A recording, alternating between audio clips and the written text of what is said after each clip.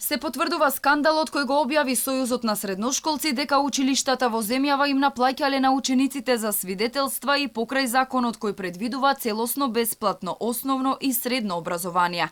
По иницијативата на Сојузот, просветниот инспекторат извршил увид во 4 училишта. Раководителите на медицинското училиште во Тетово и гимназијата во Прилеп им собирале пари на учениците за да добијат документ за завршена школска година и стекнат успех. Во училиштето Никола Штејн Тетово од извршениот вонреден инспекцијски надзор се утврдени неправилности во работењето на субјектот, односно дел од класните раководители годинава имаат собирано парични средства за изготвување свидетелства.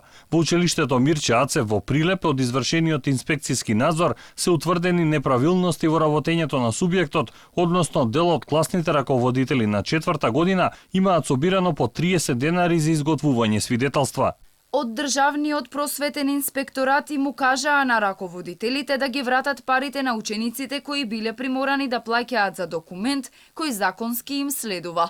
Уверуваат дека и понатаму ќе ја следат состојбата со цел да се почитуваат законите од страна на училиштата. На ова реагираше и народниот правобранител. Апелира до учениците на кои нема да им бидат вратени парите да се обратат на бесплатната телефонска линија 0800 88 500.